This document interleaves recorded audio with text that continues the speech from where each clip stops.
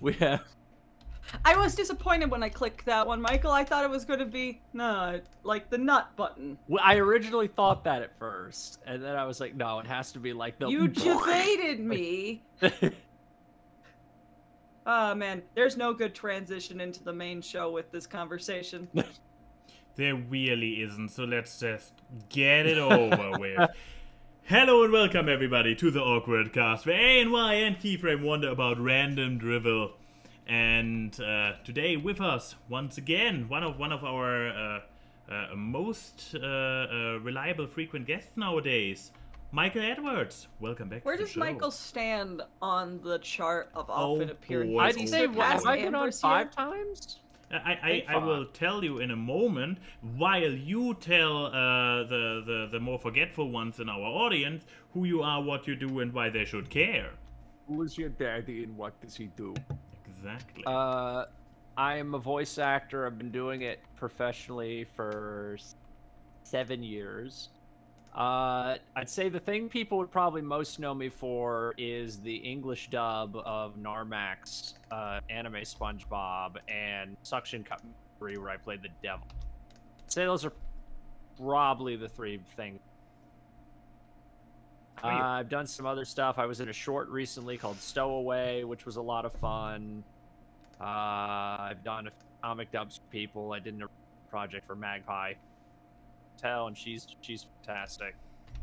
I've done some stuff for Smash Bits, Dexter Manning, just a lot of general weird voice actor boop stuff. and bops. The what? A lot of boop and bops. A lot of Bob the Tomatoes. I mean, I don't know how I would feel if you came up and was like, Chrissy, guess what? I got a role in a TV show. Oh, Michael, that's great. I'm so proud of you, man. What's it for? Phil Vischer. I'm in VeggieTales. Like, I don't... that's a monkey's paw thing of like, I'm happy for you that you get to be in a TV show, but you're in VeggieTales. I don't know. Christine B. and Kira Buckland and Sean Chiplock are on the VeggieTales show. So... I mean, yes, I guess, but still, it's just like, So I would feel bad if I was the replacement for Phil Vischer, given that he's fired shit. I'd just feel bad if I was given that. Did Phil Vischer do the line of "We were in slavery"? That could be your audition line. No, that was Mike. That was Mike Naraki. Damn it! That was Mike Naraki. That wasn't Phil. I was trying to remember what character that was for a second. And it was like, we were in slavery! I was gonna... It's such a good line. Oh, cool. Love that someone's honking. But yeah, Okay, so how much is Michael appeared on our top list? I had to do a little bit of math there because holy crap, our Salesforce, our awkward Salesforce is behind. But then again, not as much as I thought, because we are only like on the 7th episode of this year, and we are only and we have not yet. I was on once this year already. I know, your birthday. Yes, on my birthday. Exactly.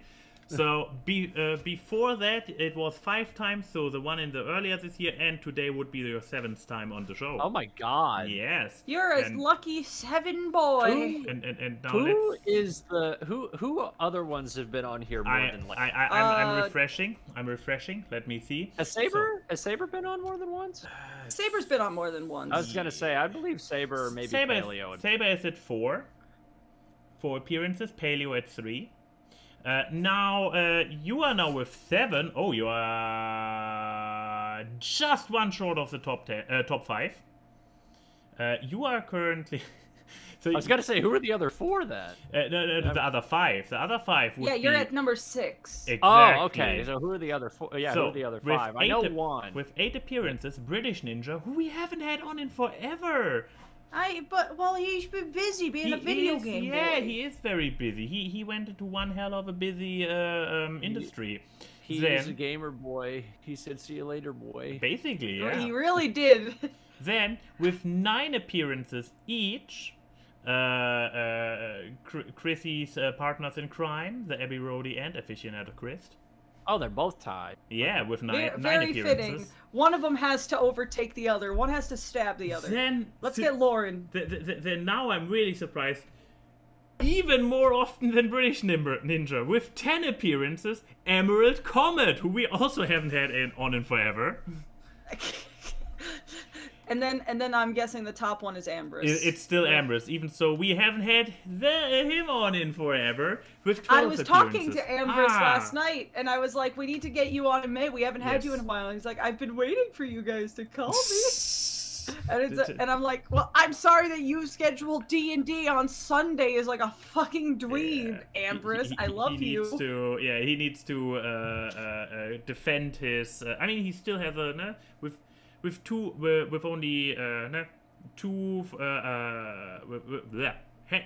two ahead of being two ahead of Emerald, who is also hardly to get nowadays, being a busy boy.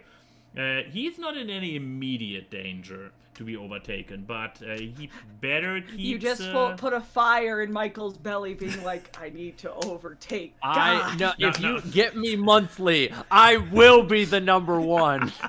You know I have nothing to do, Chrissy. You know I have nothing to do. We could be like, "Hello and welcome to AWKWARDCast," where Michael is going to try to overtake Ambrose. Hello, welcome to week 5 of the Michael guest podcast.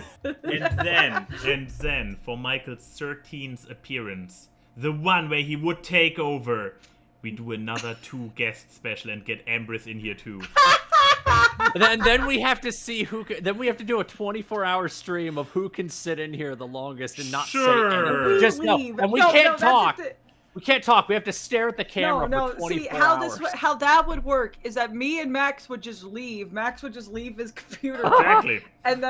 And then you two can hash it out. You think we're going to waste our time? And then we gotta find a debate, like a 24-hour debate topic. And then I wake up in the morning, check my computer, and see that my Twitch channel is banned because of some profanities or whatever you guys were up to in the middle of the night. All my hair is gone, more than it already is. You both decided, like, you know what? Why are we fighting with each other? It's because of them that we're fighting with each other. We could be friends. Let's say it together, bud. And you guys just say something Twitch ban worthy. Yeah, Twitch ban. Just tear my shirt apart. or you just free the nip. Or you just start screen sharing instead of camera. Screen sharing footage of forbidden games like Honey Pop. Like banned games. You just both stream. Oh, is Honey Pop still banned? I assume it so. is. Both, all 3 Honey Pop games are still banned. Which isn't one of them not even? Isn't Honeycam like not even? Honeycam is the worst. It's the game. Period. So fuck that game. The thing is that the Honeycam one also is banned because of the things that you make the girls do. Oh, okay. Yeah, I don't know a lot about Honeycam. I thought Honeycam was kind of like a joke game where nothing. It's basically it's a clicker. I thought that was like the joke. They put it out in between the 2 other games, probably because Honey Pop 2 was taking forever, and they wanted to stay relevant, which I can respect, but I cannot respect the game because it's. They always in all their, especially in the first one, I started replaying it recently, especially in the first one. I hate it, I'm replaying it. No, I hate Honeycam. Honey Pop 1? I thought you said you were playing Honeycam again. No. I was say Honey Pop, I think, was like at one point a game I had like some of the most hours in Steam, and I don't like dating sims. I just was like, it's legitimately a really good puzzle game. It is. But it has this thing like, no, they were tiptoeing and every now and then overstepping the line of in good taste, or I mean not in good taste, in acceptable taste or correctness or whatever, which they dialed back hard for the second one because probably they became too big. I mean, besides the fact they made the mom character from the first one like the saddest woman in existence. No, this was I hated every day with Jessie in 2 because it was so depressing, so fucking depressing. But no, in Honeycam it's just not good taste anymore. It's really just the worst jokes or the worst elements, and nothing of the charm was there, because I mean it was a clicker. What did you expect? I do find it very funny that the Honeycam and Honeypop games, generally safe games, they're crude, but they're nothing like they're not jailware. they're not they're not degradingly raunchy. They're South Park raunchy. In fact, I think South Park has gotten worse than them at times. Say no. I find it Honeypop is funny pretty soft. I do find it funny that those games are put on this prohibited list that include games that are titled like "Suck My Dick or Die," or a name that I'm going to censor because it has a word that could trigger people. The Maiden R-Word Assault Violent Semen Inferno. That is a game. That is banned on a game. Huh? Which is banned on Twitch, I take it. Yes, these are I'm looking at the. Is it a joke game or is it actually? I don't. Do you think I looked up this game? You can Google it on your own time. List. Yeah. I'm just. The Honeypop it has games. A Twitter? The Honeypop games are actually well-crafted games. Yes, they are raunchy. That's the thing, like they're decent. They're legitimately good puzzle games. And like with fully voice acted. I mean, not every game with so much, especially graphic novels, can or visual novels. Not even visual novels. The average visual novel has full voice acting nowadays. This game has, and it's good voice acting. Of those games. But, and the default version, at least of the... No, I believe for the second one you also needed to install it. The default versions are actually nude-free?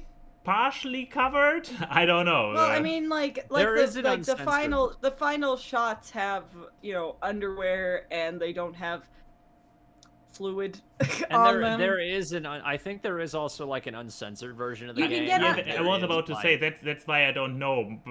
Both my Honeypop 1 and 2 are both uncensored, so I can't remember what the censored version You can get like fully uncensored with just the bits flying out there.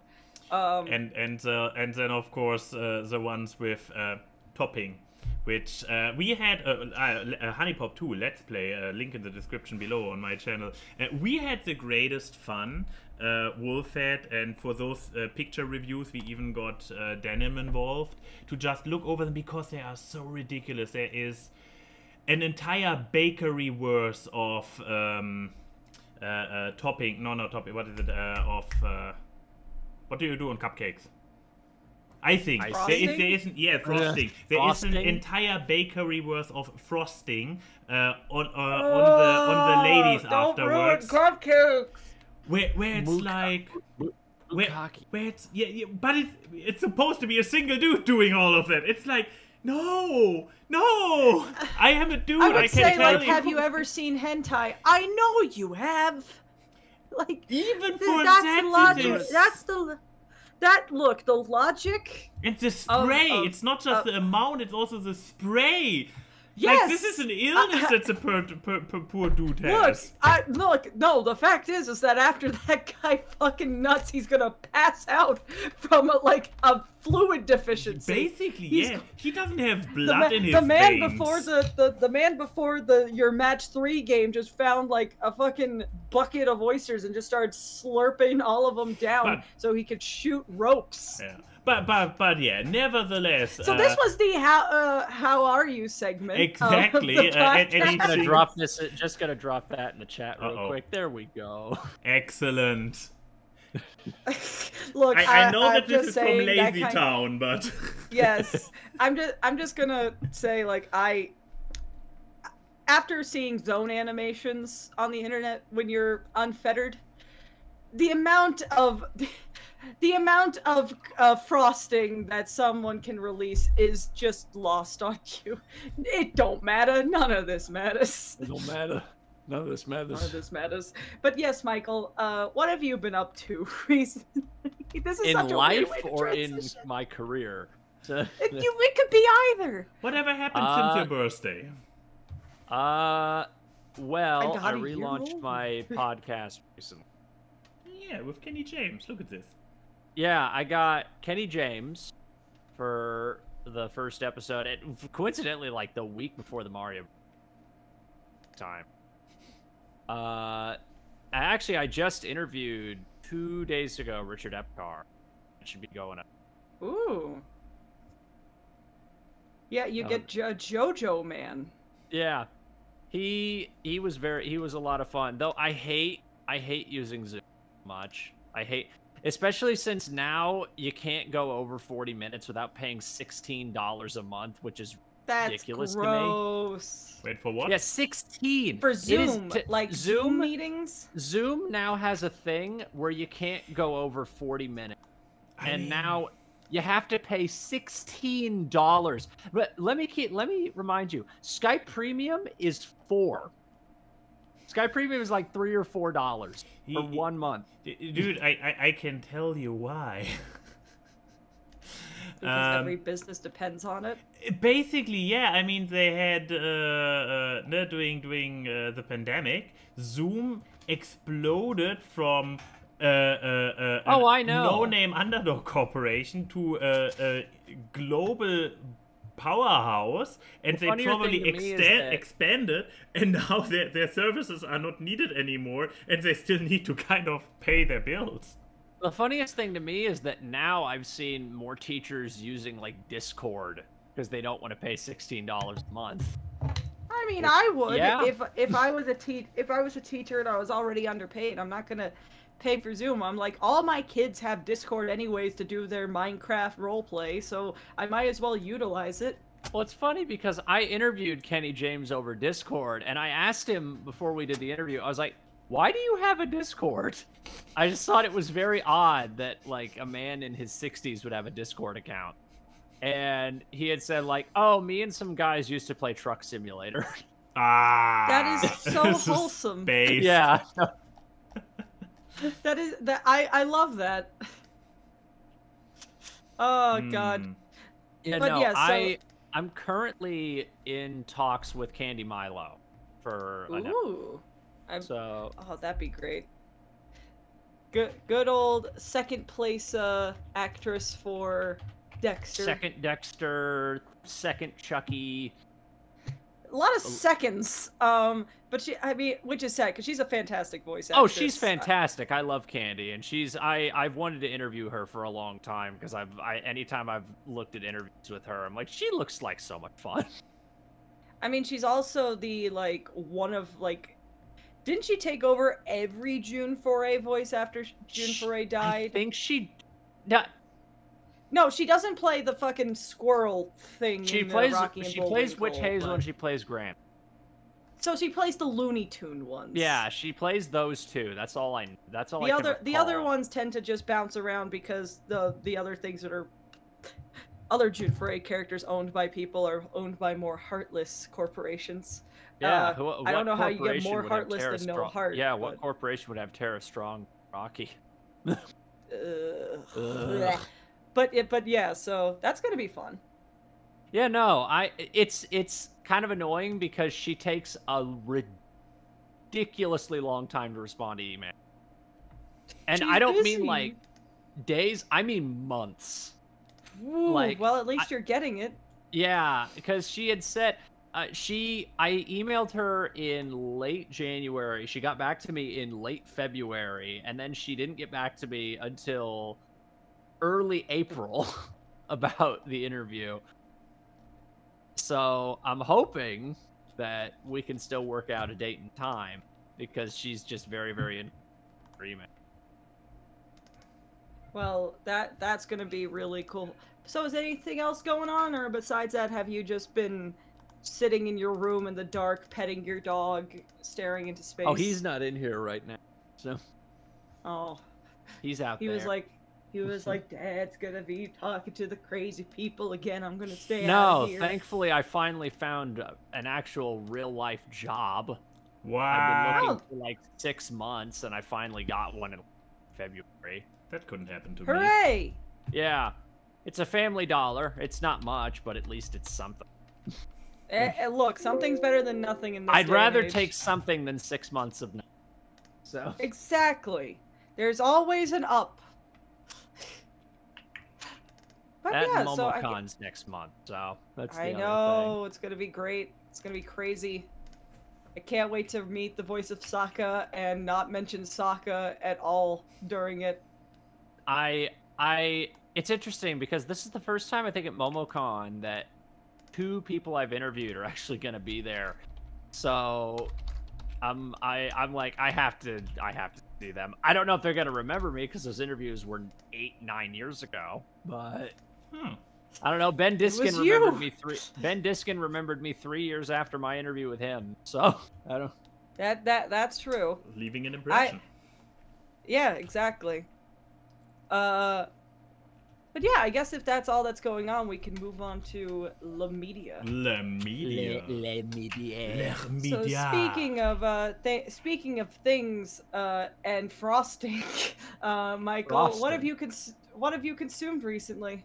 What have I consumed? Well, I was going back and forth between 2 things because I rewatched Nope on Friday in my server, but I just finished Moon Girl and Devil Dinosaur last night, so I probably Nope. We haven't finished watching Moon Girl and Devil yet.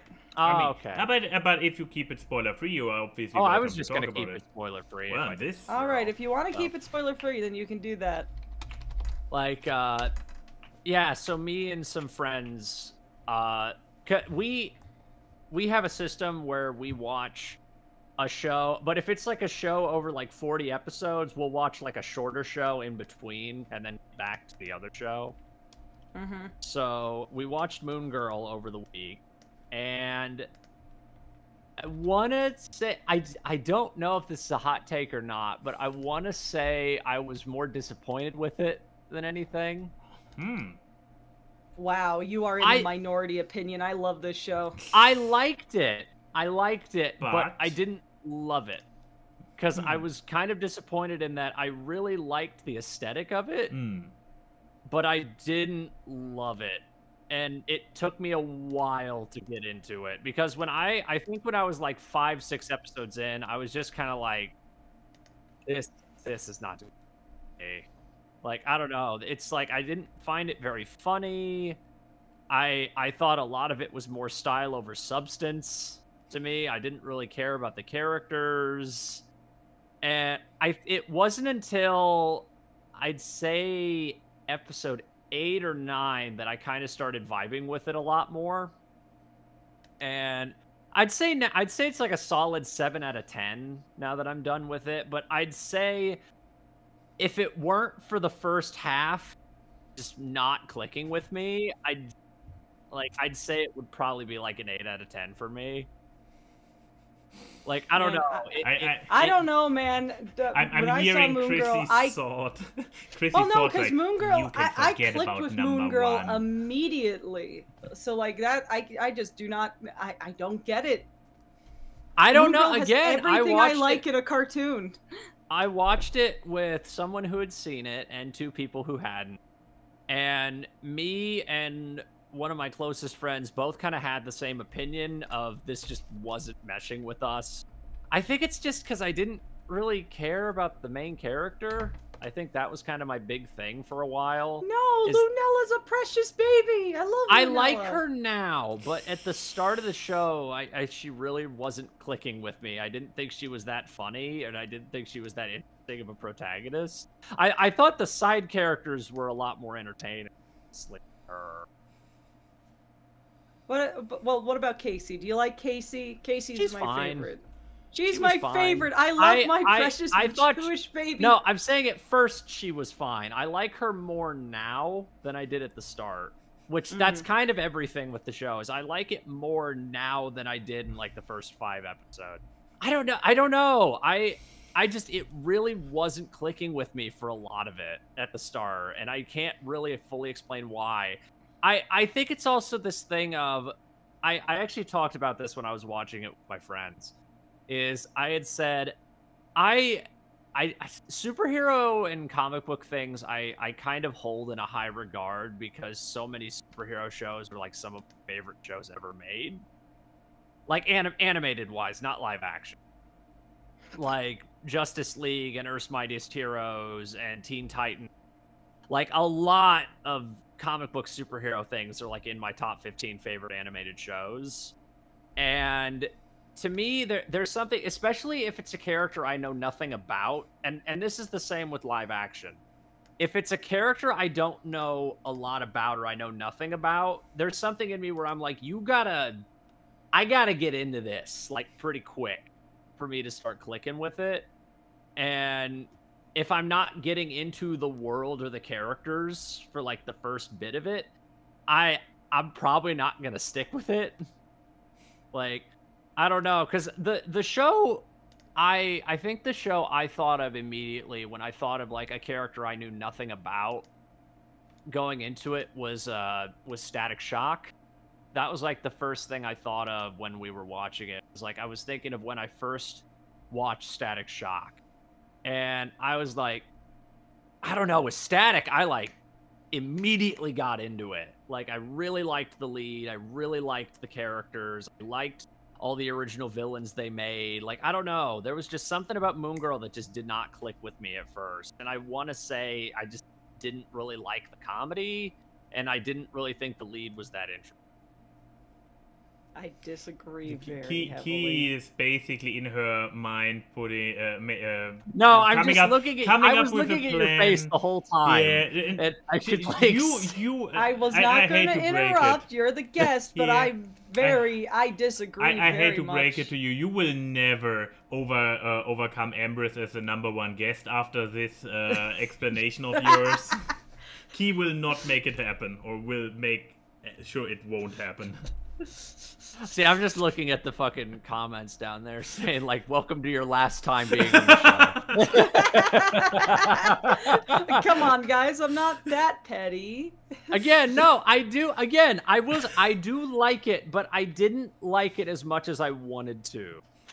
I wanted to like it a lot more. Your description of liking, I would hate to see something you hate, because you saying you like it, you did not sound like you liked it. I do, again. This just didn't work for me. This was, no, not mine, and this is disappointment. Oh, it's 7 out of 10. I repeatedly said, halfway through, I started really liking it. I just said, halfway through. It's just really funny. It's funny. Yeah, because it's like, yeah, but almost 7 out of 10. Could have almost been an 8. Like, this is still very positive. Yeah, it's just, it's like complimenting someone with an angry voice. Like, it's just, you are doing an amazing job. There's mixed messages You have here. exceeded our expectations. You get a 9 out of 10. I'm just saying, there is just mixed messages going on. But okay, look, I wanted to preface. Not every show's gonna click with someone. Well, I disagree with you. But... I wanted to preface, again, I do like the show. It just took me a bit to get into it because I wasn't getting into it at the start. Because, again, once we got to the halfway point, I thought the jokes started clicking a lot more. I started liking the two leads a lot more. I thought the chemistry was a lot better. I thought the ideas were getting a lot more creative. Beyonder's the best thing about the show. Oh, Beyonder's fantastic. But without saying anything else about this character. Yeah, but no, without saying much. But Beyonder's great. He's not in it a lot. I'll say that. He's not. But he like, plays we're just a not bigger going to say role much in like because 2 other episodes. Yeah, but Devil. Okay, like, let's go to a thing we can all agree on. Devil is a certified good boy. He is a dog. That's true. Every Disney animal is a dog, unless it's a cat. But he is a good boy. He does the sniffs. He sleeps, and he likes hot dogs. And I will protect him with my. He doesn't need my protection. He's a fucking dinosaur. Unless he's like little Pokemon size, like he has been before. Like little baby boy. Which, man, I was with Lunella there. It was like, God damn it, why are you so cute? But yeah. So, I guess like, you know, for some people, Moon Girl takes a little bit longer to click than others. We had some shows that you were over the moon and we kept watching, and I'm like, it's okay. I don't remember which one it was. I've had stuff with my friend group where one of my closest friends, he can be much harsher than I am on certain things because he didn't like Rise. So I loved Rise, but he didn't like Rise. Watched it. Oof. Yeah, he doesn't Wow. get invited on the awkward cast. What's his name? Chris. Which one? It's Not Okay. a Chris you know. Okay, I was about It's a to say different. like It's a different Chris. We know a lot of Chris's. It's not the kind of a Chris you popular know. It's a name. different Chris. Especially when you go he's with the short He's version. like my close.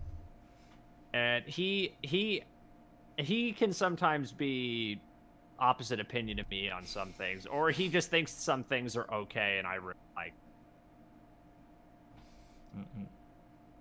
Yeah. Sorry, I'm just thinking about what was the show that I was over the moon about that Max was just Yeah. okay with. Where I was. I mean, I pretty remember we talked underwhelmed. about the literal movie Over the Moon, and I really liked it, and you didn't. Nah, I was like, yeah. You didn't like Over the Moon? I liked it. It was a solid 7 out of 10. You did the same thing as me with Moon Girl. Yes, Okay, exactly. What's with the There it running goes. moon things? Should we just not trust the moon? Yeah, moon seems to be a problematic source material topic for a show. But yeah, Or title so of the that's show. Moon Girl. If you Indeed. like it, you'll really like it. If you don't, you'll It's still a like 7 it. out Just of 10. wait. Just wait. I'm excited to see what they do with the second season. Like, cause I don't know. I've said I don't know if it makes me pessimistic to have that viewpoint with superhero shows. Cause I don't know. I guess I've just always held animated superhero shows in like a higher standard because so many of them are like in my favorite animated shows. So, like, So I don't it's know. a you problem. It's you. Especially with things I don't know anything about. That's the other thing. Like, if I don't know anything about this character, I want the show to really get me into the character really quick. That's See, I just relate a lot to Lunella because I was the smart kid all the time, especially in my family, and not good with people like Lunella. well, it's funny because my friend had actually said when we had started, he had brought up that Lunella felt like Donnie from Rise if he was the main character. And when he had said that, I'm like, well, the difference is that I would be really liking the show if she was like that. And that was before I had gotten into the show. I also just, I love Casey so much. Casey and Lunella's friendship is just, love them. They have a good But yeah, non-toxic. so It's Moon here. Girl, there you Yeah. go. So, who go next? How about you go next? Because then we go next. because me and Michael both have Disney things, so let's make sure that we don't have like Disney then Disney. Yeah, let's talk about one IP that Disney has not yet bought. Not yet. Not yet. I mean, it seems like something they would eventually swallow. So, let's hope not. Well, this thing, Dungeons and Dragons movie, for which I have heard it is actually not doing too well, which is an absolute shame because this movie slaps. This movie I is thought it was amazing. better doing pretty mo- decently Look- last time I Look, checked. there's better Okay. movies in theaters right now. No, I Let's have. go. I mean, I have heard. I should be careful because this was secondhand information, and I haven't verified it that it was not doing well at the box office.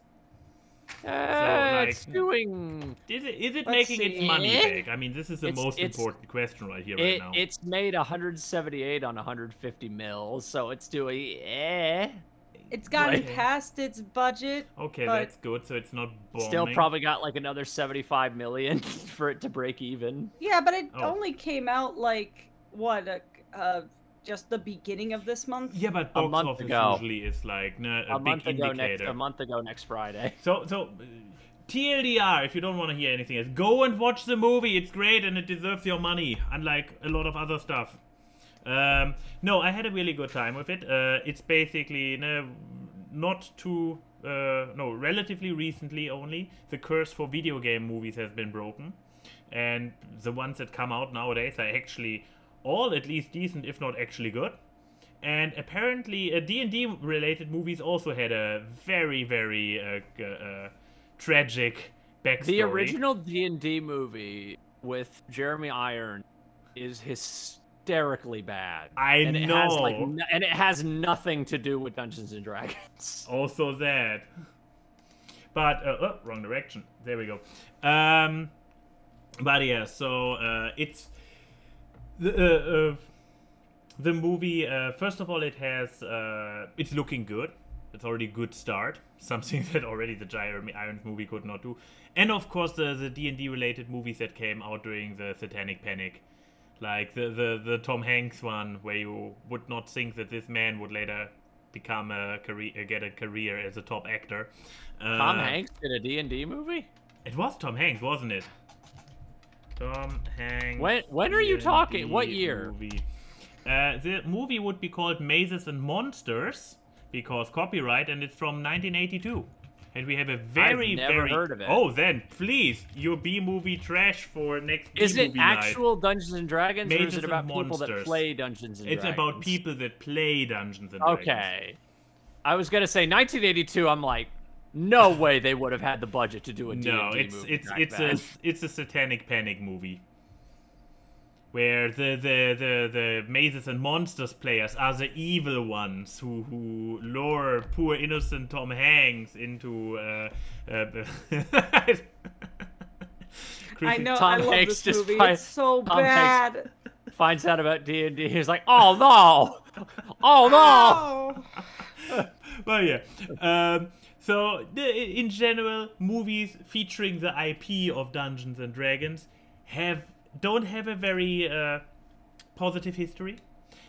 This mostly started changing with general popularity of it on YouTube nowadays, and of course with Stranger Things. And now they did a movie, and it's great. I had a great time. It also, something that it does, it might maybe weird some people out who really are neutral to D&D.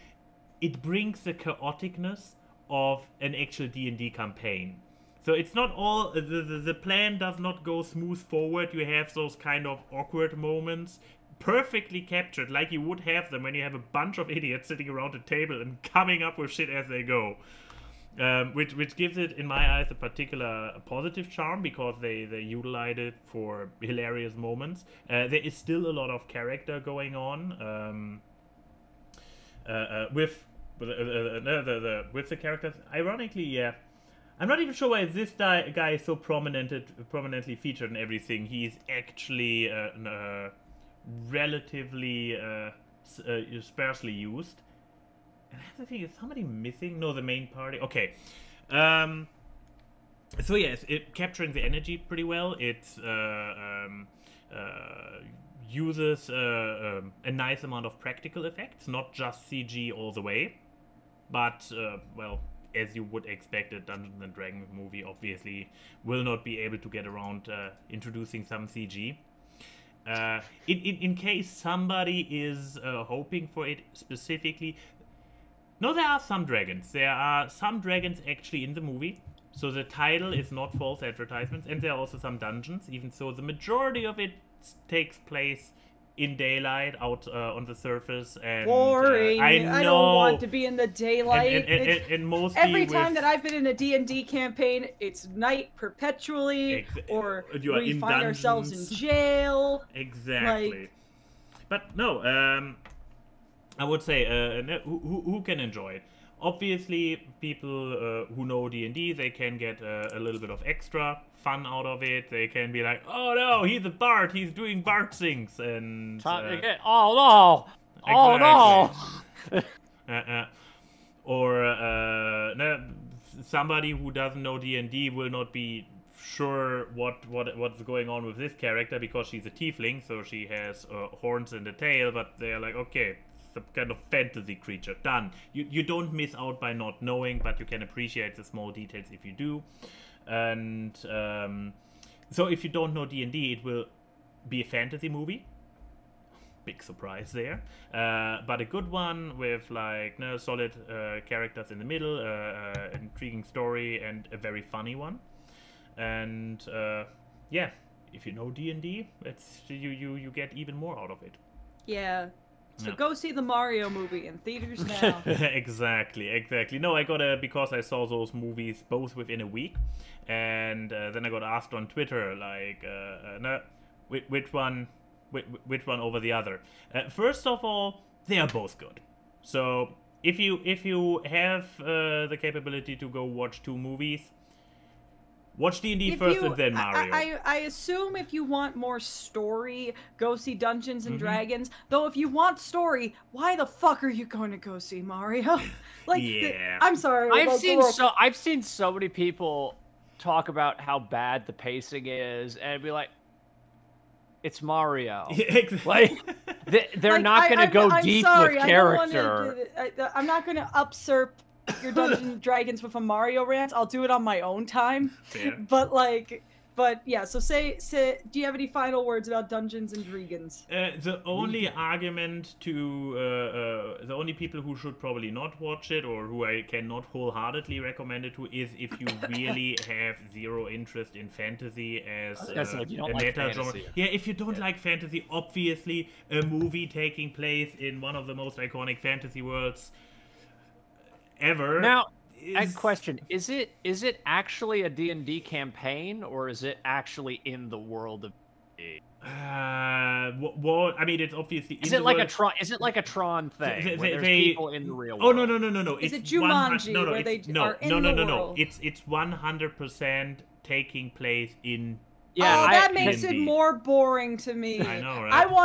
I want this to have epic scenes, and then it cuts to just a bunch of teenagers in their mother's basement. Nope. You know what? They have no balls. Chris Pine's face like CG'd on like a 16-year-old. I mean, I kind of would like to see that. Okay, here's the thing. If I were to, here's my pitch to make my own D&D movie one day.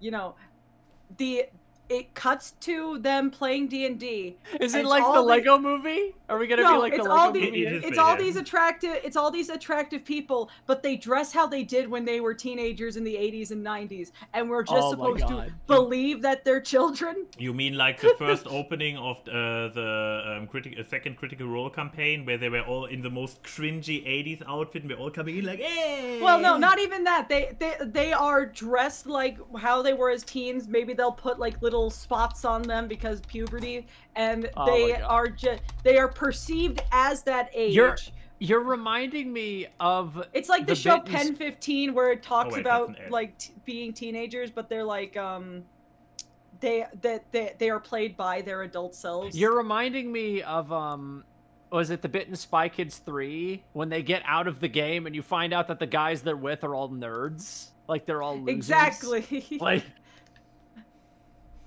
Yeah, Travis. Honestly, this reminds me. I think Cinema Snob had a similar bit to this in one of his videos where they were. Have you watched Vox Machina yet? Yes. The Amazon show. Yes. Yeah, that's.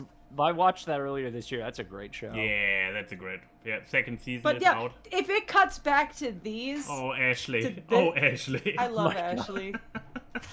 I love you, Ashley. Okay, and Sen, of course. Have you seen that? This reminds me of that. Was it that fake 90s commercial that Freddie Wong made, where it's like the Capri Sun type commercial where all the kids like merge into that horrible like monster abomination thing or whatever? Yeah. Is Marisha Ray in this? The one who got her face beaten in? Yeah, they showed her. See, this just looks like something Matt Mercer wears on an average day. Yeah, they're shit. But the glasses are very 80s. Yeah. Yeah, but I would feel like he makes it work. He could wear that today and make it cool again. They reminds me like a Wet Hot American Summer, like the Netflix show where they're all playing themselves when they're like 16, but they're all like 50. I love that concept. I want that in more things because I think it's really funny. And you know what? You never have to get in trouble with making like younger actors do things they don't want to do. You get like a 50-year-old and they just put on their little polo shirt and gets frosted tips. Suddenly a teenager. I mean, you are aware that this is literally how they did any high school movie in the 80s, right? Yes, I know, but I'm talking about like they make it painfully aware that these people are actually like 50 I always years think old. back to Saved by the Bell, how it started out with all those actors being like 16, 17, and because but the then show they're in ran junior so year of high long, school for like 5 they were in years. high school for like 5 years. So like by the time the show ended, they were all like 23 years old and still in high school.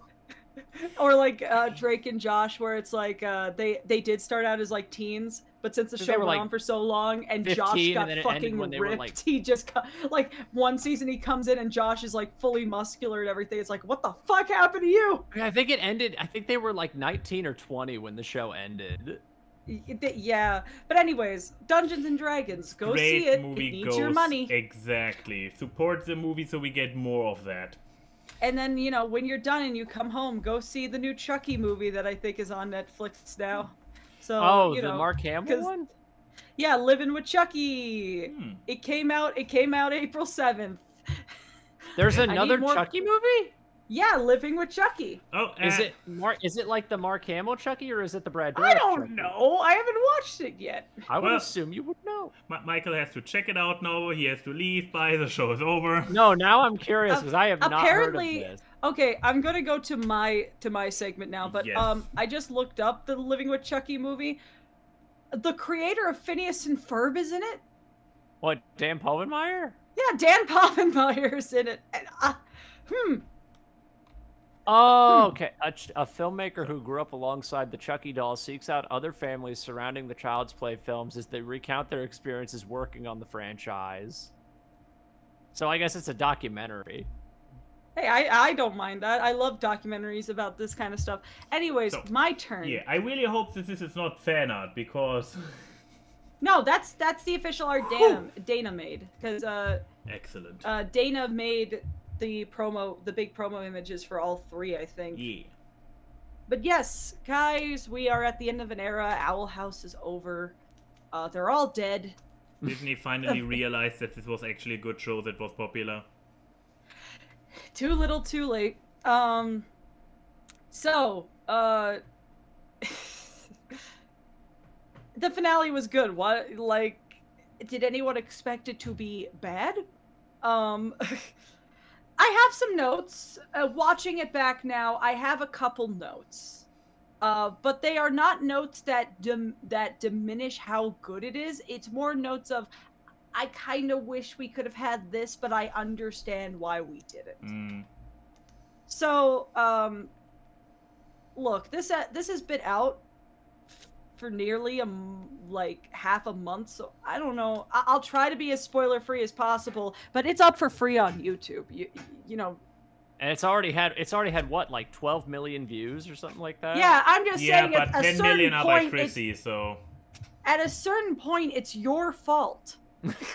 What was the Russos thing? Was it like 2 weeks after Endgame came out? They were saying like, don't spoil Endgame or something, like they had a campaign. Something like that. But we're past the Russo limit too then. But yeah, so the finale of Owl House, if you didn't see the first two parts, you know, they go back to the demon realm, the collector's there, Bellows has possessed Rain, and things are happening. It's interesting how skillfully disjointed the finale kind of feels. Because the beginning scene, like, most of it is, like, there's, like, 3 plots going on at once until, like, the middle of the special. Because you have, like, dreams, you have what's going on with the collector, and then what's going on with Rain and Bellows until they all converge into one. And it's all handled really well, and it's a very good way of and they do a lot to go back into the like past scenes from the show and stuff without it seeming pandering, because they frame it as showing the collector how like Luce, Ida, and King grew as people. And they did a thing with the collector that I really like, because I was having a feeling about him, or them, that they go by both, is like, they don't understand what death means. Because he is purely a child. He's kind of like toys break all the time, and then I can just put them back together. It's like, oh, you poor child. You are you are a baby. I didn't view that as a child thing when I saw. In my head, I viewed that as he's so used to being a god and not dying that he literally. I mean, he's obviously a child-coded character, and we can assume that him being trapped for so long in the discs probably stunted his age. Because, like, you know, he literally walks around in little feety pajamas. Sound like a bootleg Phil and Lil from Rugrats. But I mean, the Collector's so cute. I love the Collector. He's a creepy little fucker, but I love him so much. And, like, I know this will be a point of contention with a certain person here. I really like Bellows. Are you talking about me or him? I saw your tweet about Bellows. So I'm prefacing with, I get it. But I love just how desperately vile he is at this point. Because he literally just bites Rain. Like, the dude has no shame, no decorum anymore. Especially when you look at the first season and he's so, like, you know, talks in a quiet voice. Just kind of like, you know, by Titan, we have big plans kind of thing. And now he's just biting people. Well, because I guess for the people that don't know, with my stance on Bellows, is that I had, when I had watched the show, my problem with Bellows is, to me, he just kind of came off like a less cool version of the Emperor from Star Wars to me. Like, I don't know. Like, he never got to a point where he clicked for me as a villain. I just thought he was kind of lame for most of the show. Which is fine. I mean, I really like him from the point of view of him being an allegory for, like, religious extremism.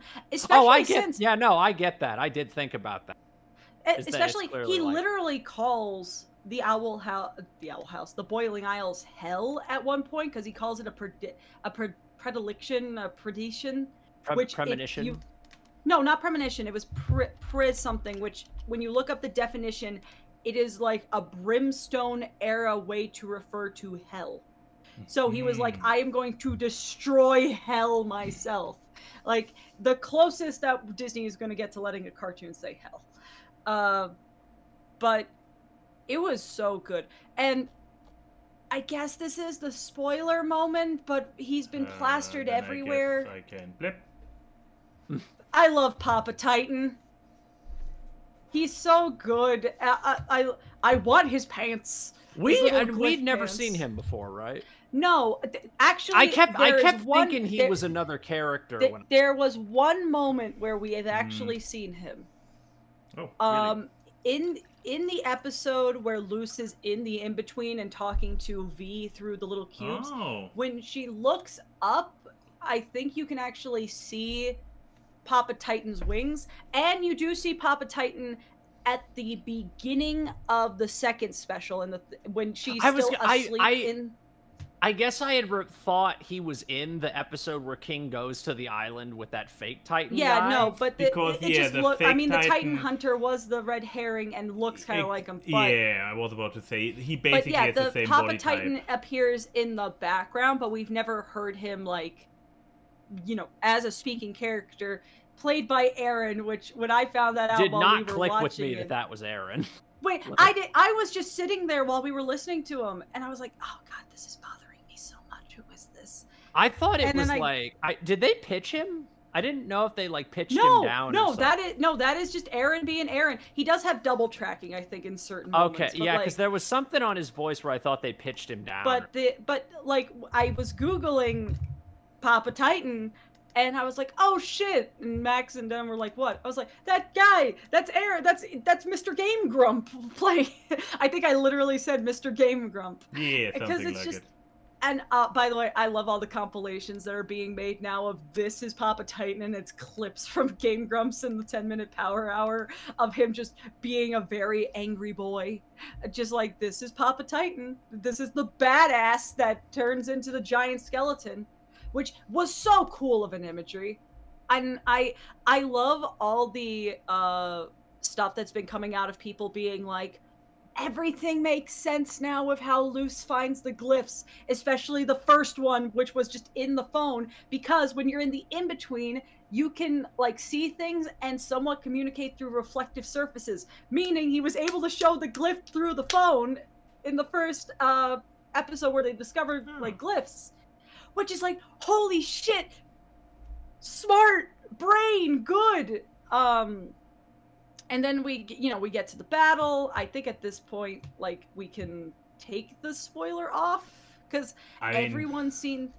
I don't know. Is Titan Luce a spoiler? I would say No. so. She's been shared Dude, everywhere. I have been. I mean, if I let's hadn't say, seen that that's episode, Yeah. if I hadn't seen that episode, TikTok would have spoiled the shit out of it because I have seen nothing but Owl House shit every no day one's for the safe. last like But week. like Titan Luce is a fantastic design. I think she looks better than the full Calamity forms of the trio in Amphibia. I mean, they go in a completely different direction, so. I mean, yeah, but if we're going it's to, hard to compare. They have been the creators and everyone has stated that Amphibia and Owl House are sister shows. They both have magical girl transformations. Design-wise, I could state which mystical form design I think looks cooler.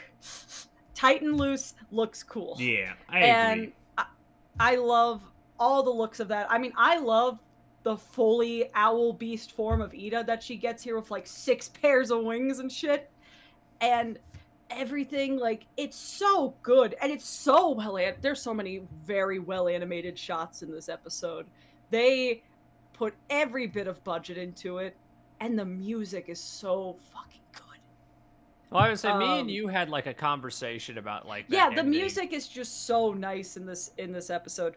I saw a great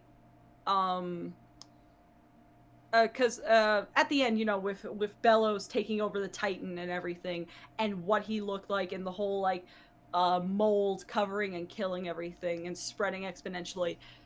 Someone on Twitter, I know, the most media literate place of all time, made a very great like analysis of it, of Bellows not only being like an extremism metaphor and also being a foil to Luce, he is also a foil to Luce's life story, in that he's kind of an allegory for disease and cancer, which is heavily implied to be what killed Luce's dad.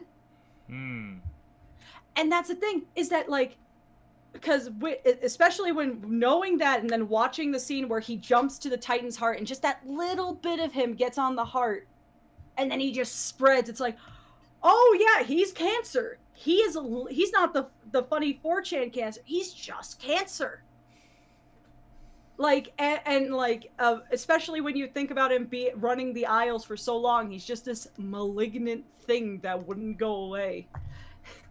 But like,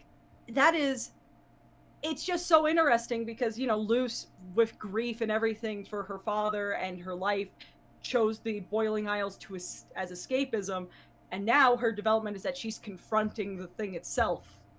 And it's like, oh, that is so cool! I don't know if that was the intention. I wouldn't be surprised if it was. But that is just awesome. And also, I don't care what anyone says if Bellows' defeat was pathetic. I found it very satisfying to see him get stomped on by Rain, Ida, and King. Because you know what? Fuck him. But that goes to my note. I know it's a personal thing. I wanted Hunter to be there to defeat Bellows. He deserved that. True. I know we kind of got it in the first special with pulling him, but he also died until Flapjack revived him. And it's just kind of like, I forgot the bird's name was Flapjack, so like in my head for like a second. Did you think of the Cartoon Network character? I thought of the Cartoon Network character. Can you imagine Flapjack just hugging Hunter's body and doing his little laugh while turning into light? But like, it's just, but like, I guess that's the thing. I know that the special is like Luce, Ida, and King. Like, I get that.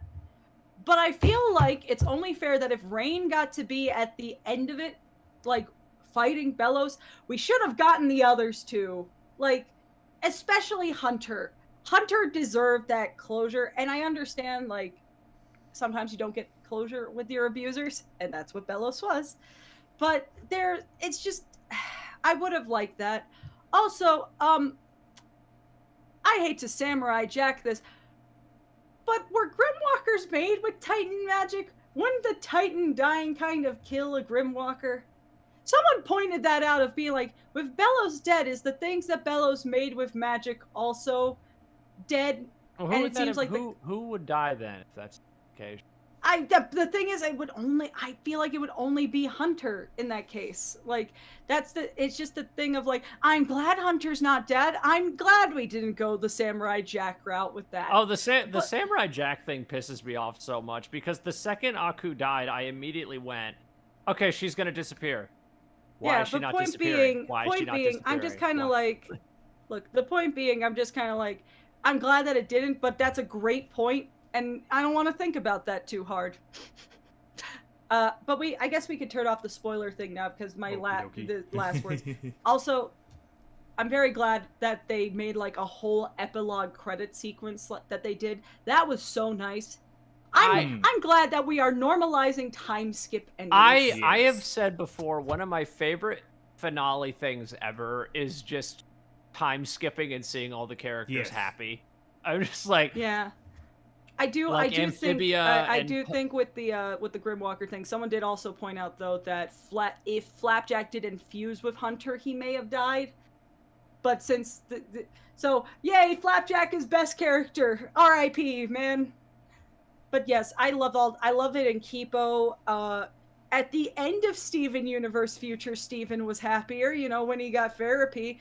Amphibia, My Little Pony. Amphibia, and now Owl House. Here's the thing.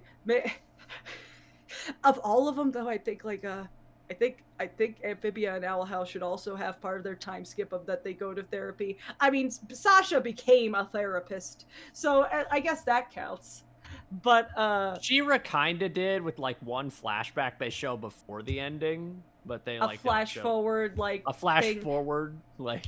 But yeah, I like this trope. I like it better than dance parties. Let's keep it like that. Yeah. I like seeing characters happy. Like, and their future designs are so good. I love my baby girl Willow looks so good. I love her. And Hunter looks so good and he's happy and he doesn't have dark circles. My boy finally took a nap and his new palisman is named Waffles. I love that. And syrup. but I love all the future designs are great. Amity's is great. Luce's is great. I love Lilith. Lilith's harpy form is everything about that finale is chef's kiss. And my notes are just personal. I wish we had this, but I know we were pressed for time and we had Luce's arc was the most priority thing here.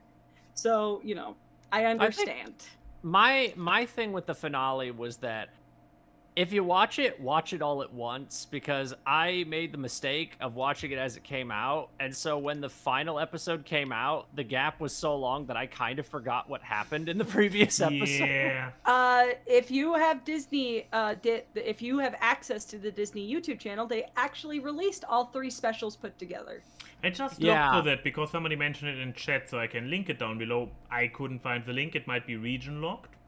It's probably region locked, but they do have that. And all 3 episodes are on Disney Plus because they did the thing where they actually released the episodes like a day after they came out on TV, which they should just do. Yeah, I mean, all of their shows. DuckTales season 3 was like a year. I checked recently, and they finally released it. Maybe this was. And they're overcompensating now by releasing batches of episodes on streaming before they air on TV. Yeah, like they were doing that with Ghost and Moon Girl. They were doing that with Ghost and Molly McGee, from what I remember. And it's like, just fucking pick one. I can't believe I'm giving credit to HBO Max, but at least when Tuca and fucking Birdie came out, they just released the episode the next day. Like, oh, they did that with Primal too. They did that with several mostly Adult Swim shows. But it's like, it's not that hard. I don't... You're very well at leaking episodes early on iTunes, you fucking mouse. Warner Brothers don't still know, hasn't but- learned to not release their movies on Amazon or iTunes early because their movies like 2 weeks before they're supposed to come out constantly. Exactly. But yeah, I have no like major notes about the finale. This is probably one of the most satisfying finales that I have watched in a long time. What a character arc for Disney Channel, because they have one of the most unsatisfying finales of all time in their channel's repertoire. I'm looking at you, Star. What? Gargoyle. Did you say gargoyles? Yes. I don't even Gargoyles- remember what the finale of Gargoyles. I don't Yeah, remember doesn't the that say I don't remember the finale either. I'm not even because- talking Goliath Chronicles. I just mean the main gargoyles. Yeah, and I meant specifically the Chronicles because, oh boy, the dip in quality in writing and animation was painful. I will never. One of the funniest things I've ever heard about Goliath Chronicles was Greg Weisman, the creator. He was at a convention a few years ago, and somebody had asked him, like, since so many years have gone by, what do you think of Goliath Chronicle? He had said, I watched it once. I have not watched it since. Ouch. But yeah, so watch the Owl House. In general, watch Yes, the Owl watch House. the But Owl watch the House. finale. Also, String Bean. We protect String Bean in this house. I love String Bean. She's the cutest I'd thing say on if the you planet. watch it all at once, because again, I made the mistake of watching it as the finale came out and not going back to any of it. But yeah, before we get to the questions, thank you, Lizzie, for the art of the week. Oh, yeah, I art of look the very tired. That is basically how I feel very often. Especially with Chris around. Especially with Chris. But okay, next to the questions. We got quite a few on Discord. Do we have any on Twitter? We have one. I got added once on Twitter. Added one. Yeah, we got the one obligatory question on Twitter, and that's it. Which would of course be, would you rather? Okay, by our reliably asker J-Rock. So yeah, would you rather enter the Pokemon universe or enter the Studio Ghibli universes? Exactly, that's already tricky because... That's so easy for me. Okay, do tell. Pokemon. Okay, why? Because Ghibli... Here's the thing. If you say the Ghibli universe, Ghibli doesn't really have a lot of connectivity. Yeah, I was... So, he like, what are said you saying? universes. Is it Mononoke? Is it Ponyo? Is it everything? He was clever enough to be like the universes. Even so, you could probably make an argument that Pokemon by now has also multiple universes. Pokemon to me is I want a Bulbasaur. I want a fucking Bulbasaur. I don't give a shit about anything else. I want a real Bulbasaur. 2, Pokemon is just something as a concept to me just seems like it would just be the nicest world. Just the coolest world to me. Yeah, and that does not have anything to do with the fact I have 70 hours on Pokemon. So, like, okay, here's my thing. Are we talking about like the safe Pokemon anime, or are we talking about the? We're talking the mangaverse anime. where people. Okay. I'm talking anime world here. Yeah, because I was gonna say there's many of times in the Pokemon games and mangas where people just straight up die because yeah, they're monsters. Yeah, no, I'm talking anime and like lighter, like Pokemon. Lighter fare. Yeah, like the original Pokemon, like Pokemon Red and Blue. I mean, there is Johto still era. also the question of like how many times has Ash fought God, and like the world until Ash beats God is just being consumed by Darkrai or some shit. So I'm still considering. But the Ghibli universe. It's not even safe either. There's so much more depending on scary which- shit in the Ghibli But universe. depending on which Ghibli part you get, you either get witches, or you get turned into pigs. Or you get like- Japan getting bombed. Yeah. Or yeah, bombs. I mean, like, oh god. Or some green I guess I'm gonna go with the dystopia. Ghibli No, green universe. apocalypse.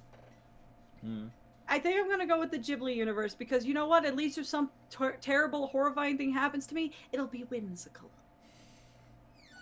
See, Ghibli to me also scares me because Ghibli doesn't really feel like it has any rules. That's the other thing that scares me. It'll about be the Ghibli whimsical. universe.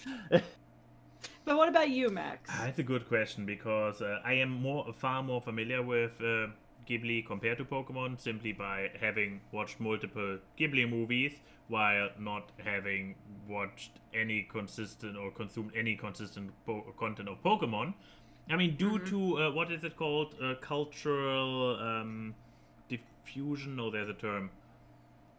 Deviancy? Yeah. No. Dissonance? When something merges, when you get something, I get infused. It would be fusion, huh? Yeah, I get infused. Osmosis. Thank you. But yeah, by cultural osmosis, I have a certain understanding and awareness of many aspects of Pokemon, so it's not really completely a blank slate for me. But yeah, where would I rather with? Maybe I also go with Ghibli because I feel more connected to it, but this is, again, just a familiarity bias right there. Are you guys just chatting with each other while I talk? I was just looking at Twitter. I was not. I had something important since. Which is fair, Me but and I love Chrissy that over here on our both of phones, you. it's like, get a load of this loser. Basically.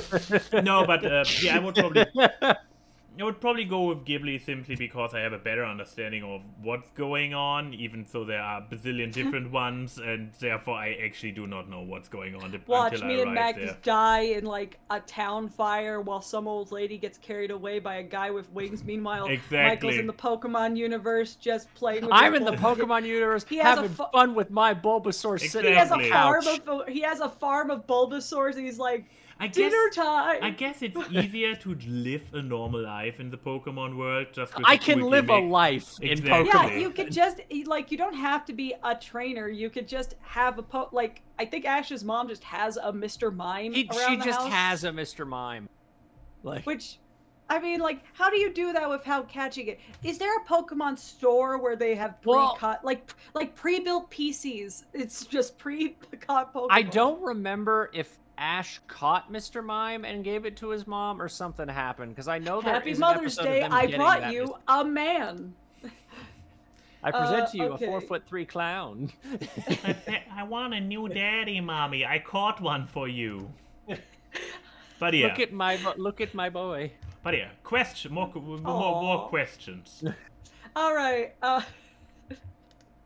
Sorry, that got me. What? Okay. What? My boy. No, just I wanted a new daddy, so I caught us one. Okay, let's see. Okay, from Death Alchemist, Michael said on Twitter that his favorite villain was General Grievous from Star Wars. So what are Key and ANY's favorite villains, if either of you can narrow that down? Oh, that's a good question. I hate that I will suck at coming up with one on the spot. Other people go Michael, first. what's your second? Who's like the second place to General Grievous? Second place? Like he would not win in a fight with General Grievous. No, but you're saying in terms of character. Who's my? In terms of character, if this villain like was outside of your window with a boombox, you would swoon a little bit. Well, not swoon, but like maybe be a just little like, bit scared that... of like, how'd you find my house? Why do I now think of both that? Technically a villain. Okay, so I would say my favorite villain would probably maybe Aku, Samurai Jack. Ooh, Aku's a good one. I'd say though. Aku from Samurai Jack, or maybe Envy from Full Metal. Those are like my two. Those are both really good. What is my favorite villain? I was That is a looking around for great any question. inspiration, anything where I'm like, oh yeah, that was really cool. Because there are so many really cool villains out there. See, the thing is I that actually I wrote tend down to put villains in more boxes than just generalize, because I have like a favorite Disney villain, I have a favorite Marvel villain, but I never put them together. Like I did a while back. It took me a while to do, but I did like a top 30. I'll put it in the chat. I was trying to find it in my notepad. Yes. There we go. That's excellent. Okay. Yeah, I did a top 30. There we go. Also, you didn't even need to think of who's your number 2 because you literally have a list where there is a number. Well, I 2. was remembering Aku was the one I remember being second, and I was looking at my notepad trying to find it. Then I saw it. Ooh, okay, is it look, I'm gonna Hades say as in who's my Disney favorite, Hades? who's my most entertaining villain, and who's my favorite just villain. Like Slade as in Teen evil. Titans? Yes. Oh. Like, Okay, if we go by just pure, Like unadulterated villainy. Just pure evil. Oh, pure Catra made it in evil. there. I'm so happy. I love to hate Catra. Yeah. I love Catra. Catra to me is what Azula should have been. Like, look, I'm just saying, I love how Catra's written in that she's a terrible person. I don't like people who ooh-woo baby her and be like, oh, she was never truly... No, she was! Yeah, She was wasn't. evil. No, Yeah. she was pure evil. And She was a toxic abuser. Like, what the fuck are you smoking? Yeah, no, again, Catra to me is what Azula should have been, because to me, I've always seen everyone say Azula is like one of the best love-to-hate villains. I just hate Azula. I never liked her as a character. Okay, but like... My favorite, like, just purely evil villain, probably, like... villain. I mean, Thrax is up there. Like, he's the best part of Osmosis Jones, which is such a mixed movie. How much did we but even he's- talk about him when we talked about that movie? We Where talked about him for, like, Thrax 10 so minutes? much. Like, But Thrax is, I mean, he's just so, like, dripping cool evil. But I mean, like, of course he's evil. He's a fucking disease. he's literal Scarlet Fever. Like, But, like, he's like Scarlet Fever mixed with anthrax. I was gonna say he's like poisoning. 2 or 3 things. I don't think he's But like actually. he's just bad. But like purely evil villain. I guess I'll pick Thrax, or I'll pick If you need help, you can look at mine. That could. The thing is, I know that the other one's a Disney villain because I really loved it. I remember talking about like just S-tier Disney villains, and a lot of them I think are really good. Hades blueprints is for like it. instant for me. Hades is probably Hades and Ismar are my favorite for comedic villains. Yeah. But I have to Hades- put them in a different thing. Hades, Frollo, and Maleficent are like.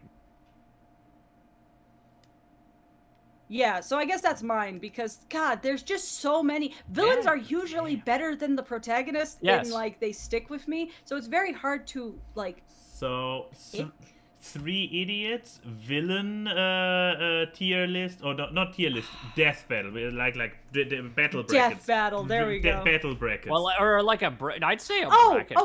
okay. fight. Syndrome from The Incredibles. Oh, That's a good one. oh, That that's is my a perfect good mix one. of comedic and evil. Like Yes, that's mine. That's a very good one. That's Why still didn't I Jason Lee's best. It. What are you discounting his performance as Dave? from- I was waiting for you to say it. I knew you were gonna say it. I knew it.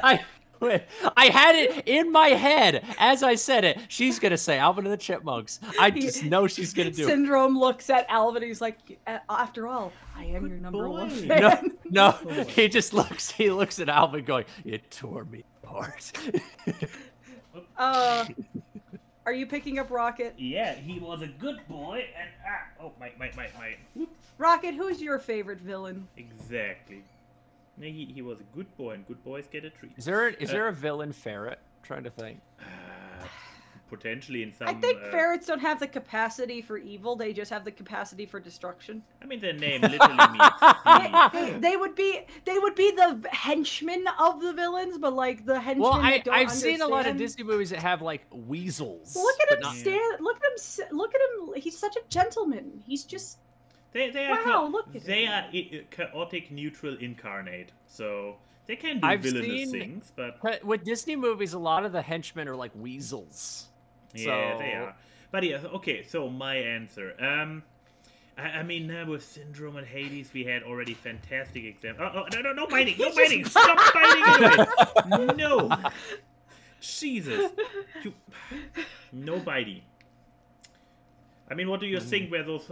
Why this looks like this, and why there is tape on it? Oh my because you God. already bit into it. Oh my god. He looks so offended. He's like, why, Father? Why? And we currently Why, have one in the Father? kitchen that is Why? like just a Swiss cheese, and we don't even unscrew it anymore. We just press on it, paste comes all out in all I love directions. his little head just peeking out from the bottom of your It's like a screen. little Muppet. Like. Hello. Hi. But yeah, I'm gonna bite you.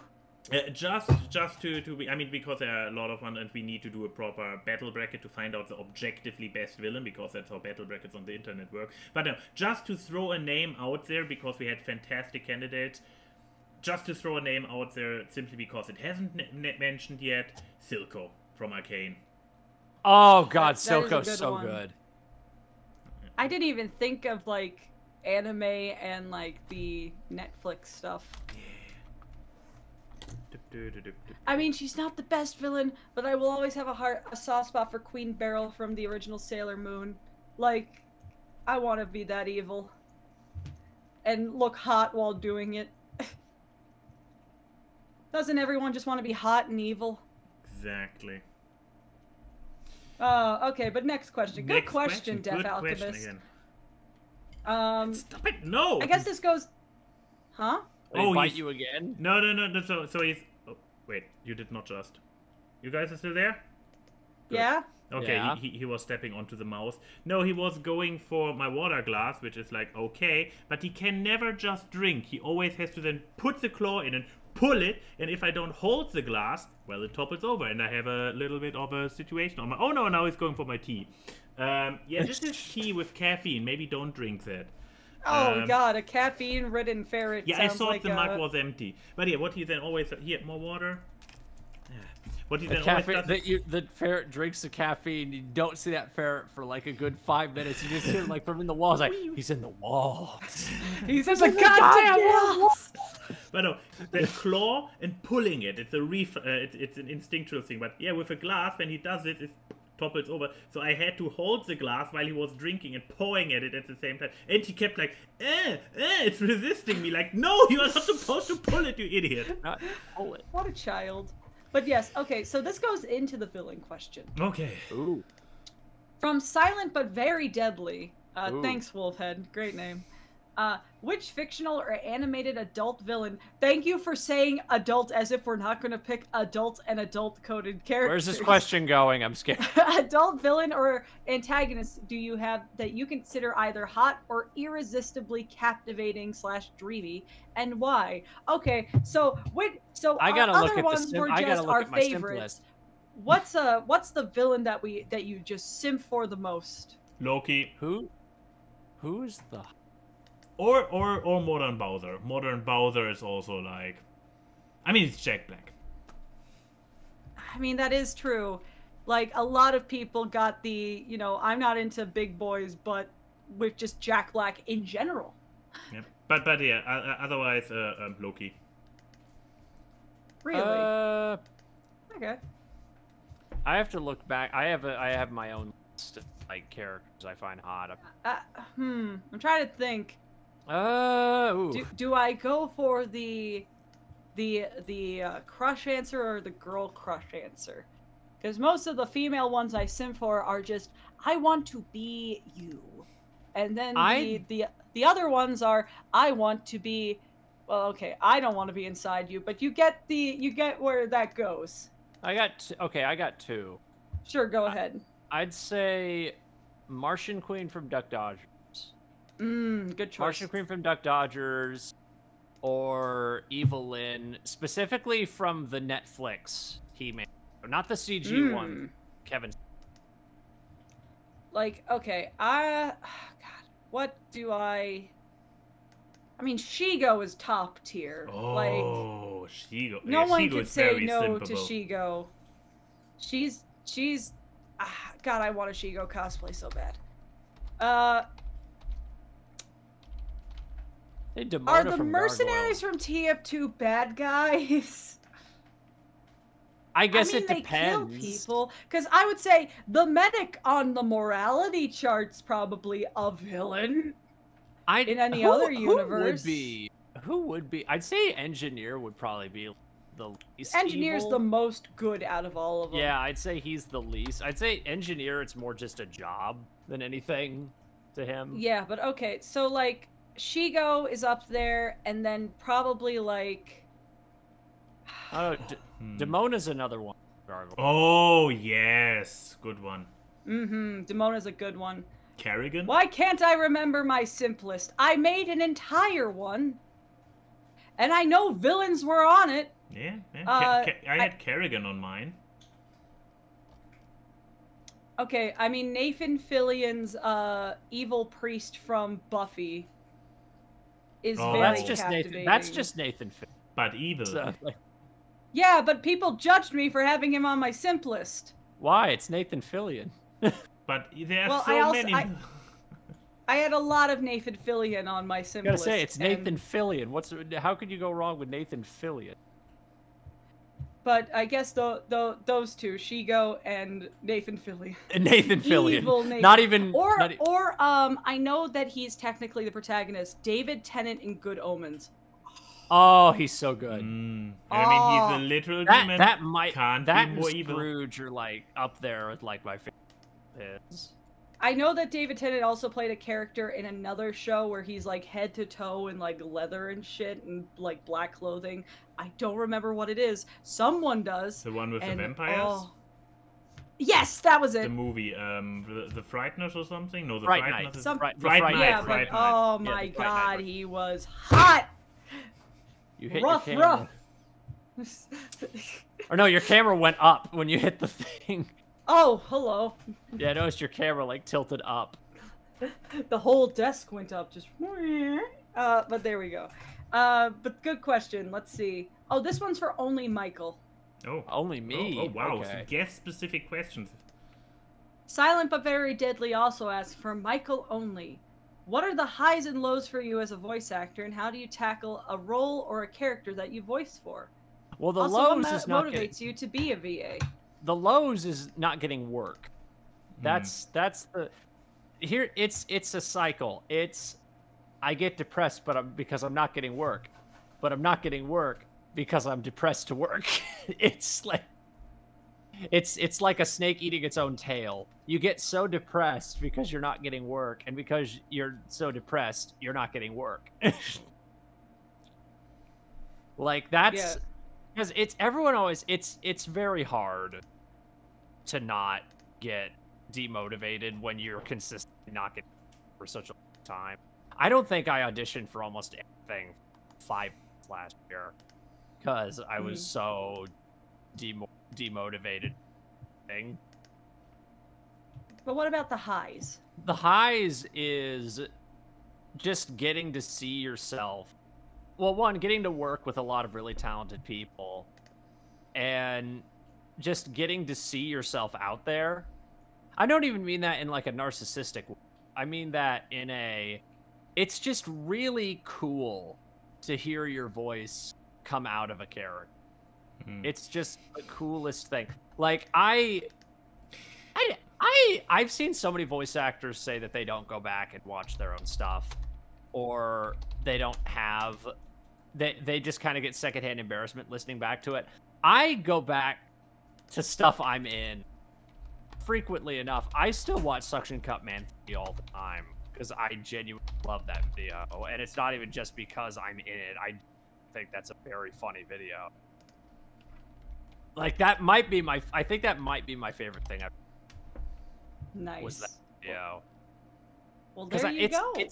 It's just because you get to have a lot of fun, and it's really cool to get to come up with your own character, get to take a spin on the way someone describes a character. And again, just the coolest part is just hearing your voice come out of a character. That's like the absolute coolest part of Sack. Yeah. Well, there you go. What was the second part? There was a second part of that question. Oh, well, the second part is like what motivates you to be a VA, and it's like, well, I guess what you said the highs was to see your voice come out of things. I need to get back to it. Yeah, people, hire Michael. He'll say things for you. Please, I've had voice commissions open since October, and I have not gotten one. Have him say to you, "Good morning. Wake up. Wake up. Wake up. Wake up. Wake up. Wake up. Wake up."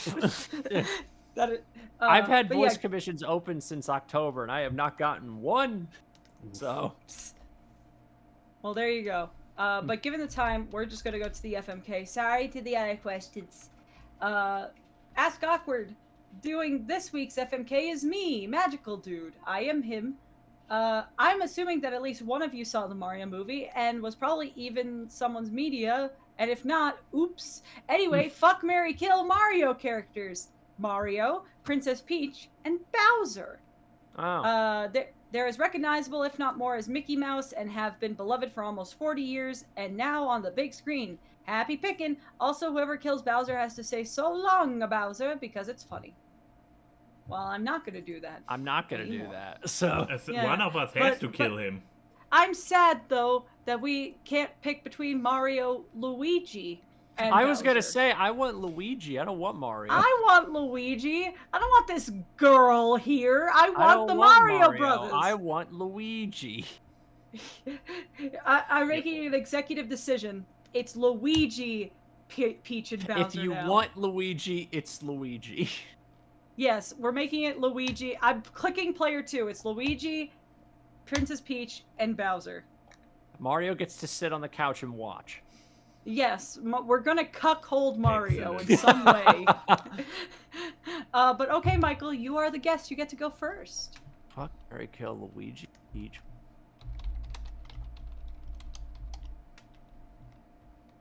I want to marry. Why do you want to marry Luigi? I think Luigi would be a very providing husband. I think he would be the breadwinner of he would. Luigi's committed. He's got some good jobs. He's committed. He's a scaredy cat, but he's always committed. He's got a good inventions. heart. Yeah. That and also if we Okay. have ghosts. So. Yeah, that's true. Okay. Am I really trying to figure out if fuck Bowser Peach? I'm really yes, trying welcome to to the think. AWKWARDCast. I'm really trying to think. Because I'm trying to think of what I'm in the mood for. I'm like, what am I in the mood for? Peaches. What am I in the mood for today? See, if it was Daisy, I'd say I mean, would... everyone would go and try to fuck Daisy. That's Well, yeah, no, Daisy- I would fuck Daisy. Daisy is the best princess out of the three of them if you don't include Bowsette. I'm not including Bowsette in this scenario. I need to bring up something because Kenny James talked about this before we had done the podcast, because I always ask, is there anything you're not comfortable talking about? And he said Bowsette. And I was like, why Bowsette? And I'm just like, if anybody comes to me at a convention and asks me anything about Bowsette, I just ignore the question. Oof. Like, he's What like, if someone "It's comes not-" up to him dressed as Bowsette, does he just ignore the person? No, he doesn't do that, but he's saying if anybody asks about shipping or anything about this character, he just ignores it. Or he just says, like, that character doesn't. But So yes, I'm not gonna who answer are you that. going to fuck? This is the important question. I'll fuck. Like, I don't know. I'm like, am I in the mood for Peach or Bowser? Like, I guess Peach, even though she's my least favorite of the three. Like, But then you kill Bowser. She has the proper equipment, so like. that's I'm like, I'll do it. I It's a won't be utility at super this into it, point. but I'll do it. Like. Well, there you go. Wait. I went second last time, No, so I have to so go. you fuck Peach because she's the right fit. Yeah. But Yes. why do It's you like- kill? Why do you kill Well, that's Bowser? why I was like, am I in the mood for But Dave? why for do you Peach? kill Bowser? So I'm not in the mood to fuck it. I guess. Yeah, if you're not in the mood to fuck someone, it's obviously you time kill for them. homicide. Yeah. It's time to kill. Also, Yeah, exactly. I finally found this one. Oh, Chi-Chi's My voice thing. came out of her mouth. Yeah, basically, perfectly the sentiment you just described. Lovely. All right. Oh, yeah. Well, Max, it's your turn. Oh my, You get... it's my turn. Yes. Um, Are you gonna screw me over today? Figuratively and literally. Okay. Oh, he's thinking. So yeah. I needed to see go for the rotation. So, I kill Luigi. I know, right? I mean, here's the thing. I mean, why? The poor guy is scared to death of everything. Put him out of his misery. and we also know this is not the end for him. We know he's living in a reality where there are ghosts, so he can he can then basically be flipped to the other side, be So a you're ghost, saying and he I'm doesn't going have to be afraid anymore. So you're saying I'm going to mercy kill him so he can be a ghost? Yes, and then live without the fear, because he then became what he fears Well, the what if most. he's afraid of himself now? Well, tough luck. He has to overcome that one. No. I can only bring him to the water, drown him, Can't make and him then drink he it. needs to figure the rest out by himself. All right, so you got your killing answer. Yeah, now marriage and I fucking. marry Peach, obviously. I mean, it's The gold digger answer. kind of, yeah. I mean, she's a princess, royalty, all the little toad servants is fun. She looks hella good in a biker outfit, not like as in a suit. Yeah, but it's motorcycle. marriage, not fucking. Yeah, I know. That's why she keeps her clothes on, obviously. Duh. But yeah, living out my straightness in my marriage, while then taking Mr. Bowser, Jack Black. He's got a side Peach. Jack Bowser Black. I'm just saying.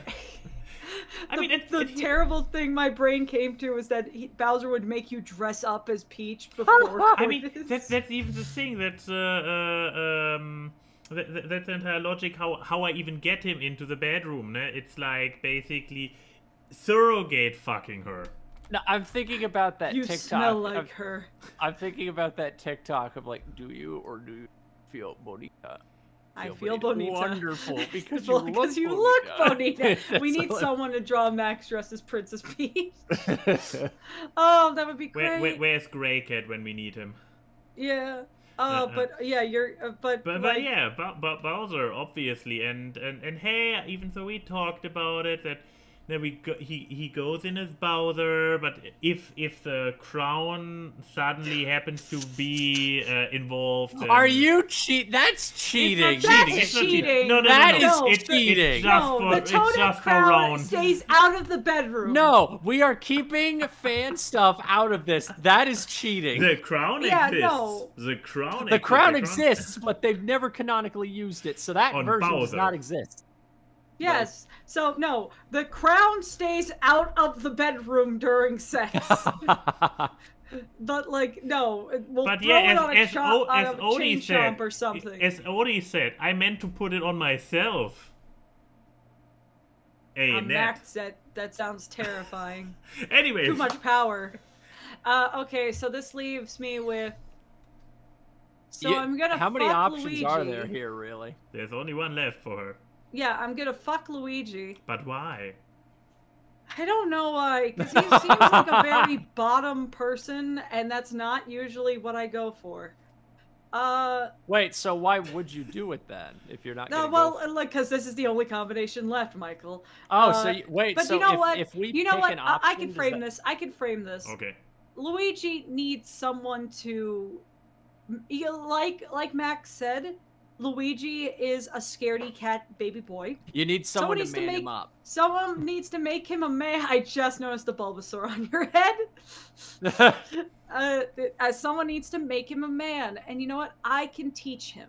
And so when our menage is over, he can go to Daisy and show Daisy a good fucking time. I'm providing a service. You have turned him into a Switch. Exactly. Because we know Daisy still wants him to be a bottom. We all know. Daisy is full top energy. I was gonna say, Daisy Daisy has is pegged that man. Ah, my boy. Bulbasaur, no. My boy. But okay, so I fucked Luigi. I am going to marry Bowser. Ooh. I get Ooh. that's easy enough for you to spin. Honestly, you made a really good combo for me. Because, like, look, Luigi may be the dependable one. I'll be right back. Peach may be the one with a bunch of money. Bowser seems like a fun marriage. Like, he's just rocking out, playing music. He can serenade me. and he just has a bunch of Koopa Troopas and all this stuff. I get to probably dress in really cool royal attire that's all spiky and black, and I would look awesome. Like, we would be like a Mad Max power couple. It would be epic. Also, in some weird way, I'm married to Jack Black. And doesn't everyone want to be married to Jack Black? Chrissy, Chrissy, Chrissy, Chrissy, Chrissy. Oh, that would be amazing. I would love Jack Black to sing that to me. Well, so, yeah. What is this page called where you can pay famous people? Cameo? Yeah.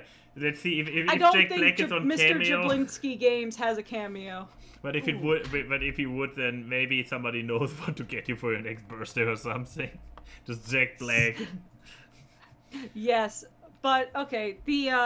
And then finally, I feel like this would ruin me and Bowser's marriage, or maybe that's what started it. I'm gonna kill Princess Peach.